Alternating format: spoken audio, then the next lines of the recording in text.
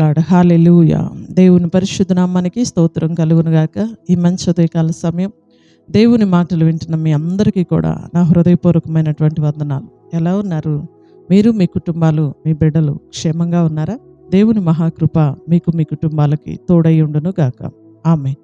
పరిశుద్ధ గ్రంథంలో నుండి ఒక వాక్యాన్ని మనం చదువుకుందాం. చూడండి, అపోస్తులైనటువంటి పౌలు గారు దెస్సలోనికలకు రాసినటువంటి పత్రిక 5వ అధ్యాయం 16వ వచనాన్ని మనం చదువుకుందాం. 5వ అధ్యాయం మొదటి పత్రిక 5వ అధ్యాయం 16వ వచనం. ప్రతి విషయం నందును కృతజ్ఞతాస్తుతులు చెల్లించుడి.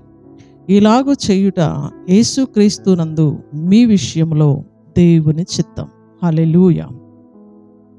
క్రీస్తుకు సాక్షిగా బ్రతకాలి అంటే మనం ఎలా ఉండాలి అనే విషయాలు చాలా మనం ధ్యానం చేసుకుంటూ వచ్చామండి. అందులో ఒక విషయం ఏంటి అంటే ప్రతి విషయమునందు కృతజ్ఞతాస్తుతులు చెల్లించాలంట. ఇలాగ చేయటం యేసుక్రీస్తునందు మీ విషయంలో దేవుని చిత్తం అని దెస్సలోనికే సంఘానికి అపోస్తులైనటువంటి పౌలు గారు తెలియచేస్తూ ఉన్నారు. ప్రతి విషయంలో కృతజ్ఞతాస్తుతులు చెప్పాలి.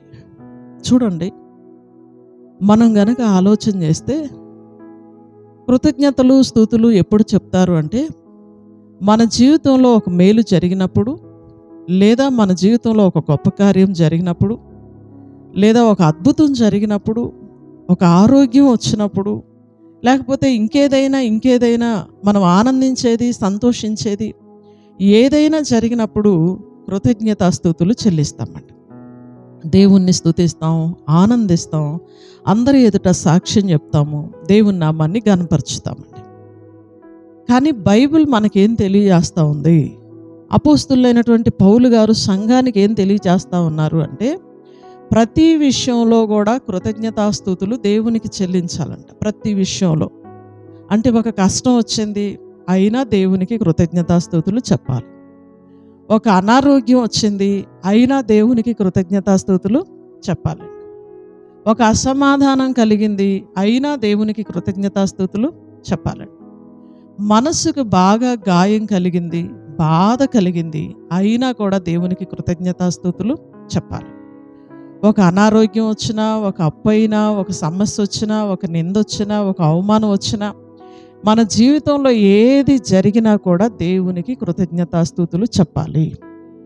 ఎందుకు చెప్పాలి అంటే ప్రతి విషయంలో దేవుణ్ణి స్తుతించడం ద్వారా అది దేవుని చిత్తమని బైబిల్ అంటుంది. ప్రభువైన యేసుక్రీస్తు వారి ఎదుట ఇది దేవుని చిత్తం అంట. చూడండి, యేసుక్రీస్తునందు మీ విషయంలో దేవుని చిత్తం. చూడండి, స్తుతులు చెల్లించడం దేవుని చిత్తం. మన జీవితంలో ఏది జరగాలి, ఎప్పుడు జరగాలని దేవుడు నిర్ణయించాడో అప్పుడే ఏదైనా జరుగుతుందండి.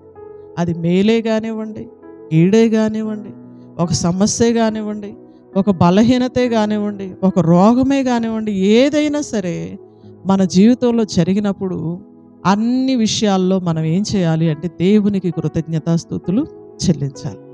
కానీ ఈ రోజుల్లో చాలామంది ఏం చేస్తారంటే మేలు జరిగినప్పుడు చెప్తారు కృతజ్ఞతాస్తుతులు, ప్రజలందరూ ఎదుట చెప్తారు దేవుడు నాకు ఈ మేలు చేశాడని.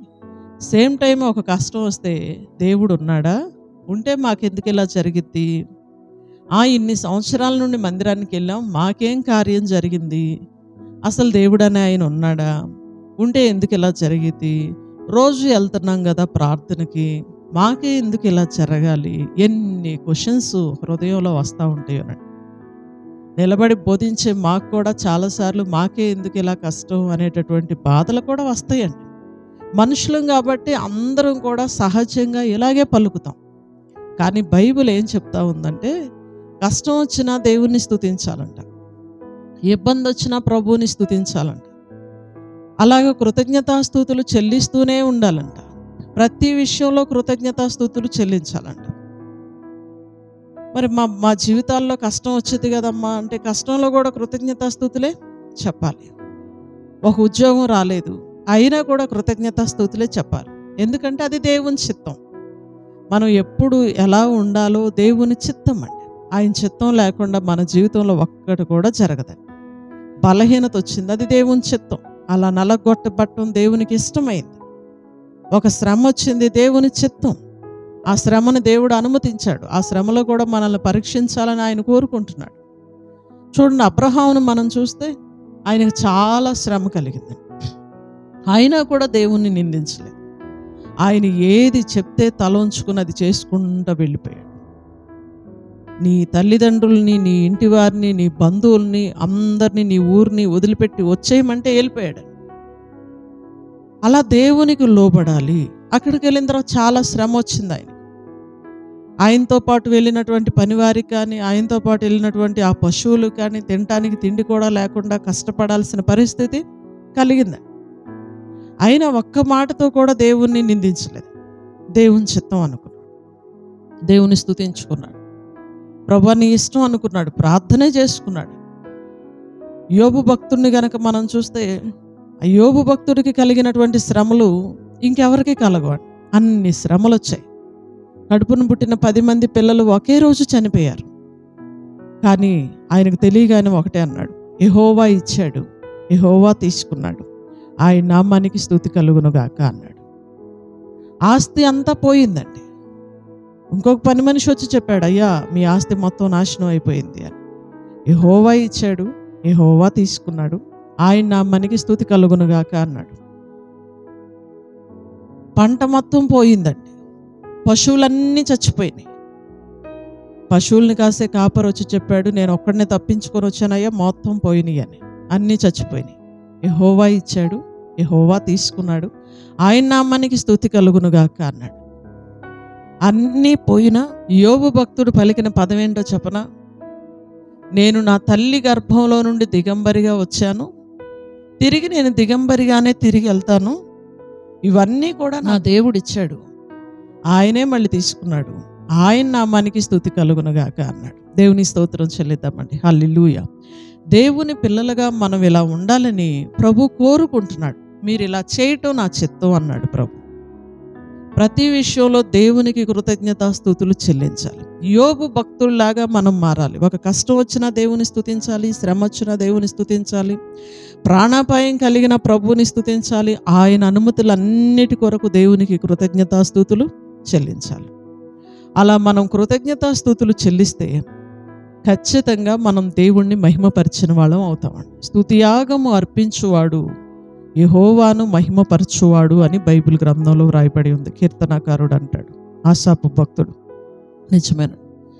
దేవుణ్ణి గౌరవించాలి అన్నా, దేవుణ్ణి గణపరచాలి అన్నా మనం ప్రతి విషయంలో దేవునికి కృతజ్ఞతలు చెప్పాలి. అప్పుడు మనకు దేవుని మీద ఆయాసం రాదు, అప్పుడు మనకు అవిశ్వాసం రాదు. మనం అలా స్తుతిస్తూ ఉంటే దేవుడు కూడా మన జీవితాల్లో గొప్ప కార్యాలని చేస్తాడు. చూడండి, యోబు భక్తుడు అలాగే ప్రభువుని స్తుతించాడు. 42వ అధ్యాయం యోబు గ్రంథంలోకి వచ్చిన తర్వాత ఎంతైతే యోబు భక్తుడు పోగొట్టుకున్నాడో 200 ఆశీర్వాదాన్ని, దీవెన్ని దేవుడు తిరిగి ఆయనకి ఇచ్చాడు. దేవుణ్ణి స్తుతించడం వల్ల ఆశీర్వాదమే కానీ ఎవరికి శాపం రాదండి. అయితే మనం ఏ విషయంలోనైనా సరే ఇలా జరగడం దేవుని చిత్తం అని దేవుణ్ణే గణపరచాలి, దేవుని నామాన్ని మహిమపరచాలి. అలా గనక మనం ఉండగలిగితే ఖచ్చితంగా మన జీవితాల్లో దేవుడు గొప్ప కార్యాలు చేస్తాడు. తద్వారా దేవుని నామానికి మనందరం కూడా ఆయనకి సాక్షులుగా బ్రతకగలుగుతామండి. అట్టి కృప ఈ ఉదయకాల సమయం దేవుని మాటలు వింటున్న మీ అందరికీ కలుగునుగాక. ఆమేన్. ప్రార్థన చేసుకుందాం. పరిశుద్ధుడైన తండ్రి, ప్రేమ కలిగిన మా ప్రభువా, దయగలిగిన యేసయ్య, కృపా సత్య సంపూర్ణుడా, మీకు వందనాలు, స్తోత్రాలు, స్తుతులు చెల్లిస్తూ ఉన్నాం. ఈ మంచి ఉదయకాల సమయం అమూల్యమైన నీ మాటలు మాకు తెలియజేసినందుకు వందనాలు తండ్రి. ప్రతి విషయం నందు కృతజ్ఞతాస్తుతులు చెల్లించుడి. ఇలాగూ చేయటం యేసు క్రీస్తునందు మీ విషయంలో దేవుని చిత్తమని అపోస్తులైనటువంటి పౌలు గారి ద్వారా మీరు మాతో మాట్లాడినందుకు వందనాలయ్యా. అయ్యా, మా జీవితంలో ఏది జరిగినప్పటికీ మీకు కృతజ్ఞతాస్తుతులు చెల్లించే వారిగా మేము మారుదుము గాక. అలాంటి బలమైన విశ్వాసాన్ని, భక్తి జీవితాన్ని మా అందరికీ దయచేయి. యోబు భక్తుడిని మేము చూసినప్పుడు కష్టం కలిగిన, శ్రమ కలిగిన, ప్రాణాపాయ పరిస్థితులు ఎదురైనప్పటికీ, రోగంతో శరీరం అంతా కొట్టబడుతున్నప్పటికీ యెహోవా ఇచ్చాడు, యెహోవా తీసుకున్నాడు, ఆయన నామానికి స్తుతి కలుగునుగాక అని చెప్పాడు. అట్టి విశ్వాసాన్ని మా అందరికీ దయచేయి.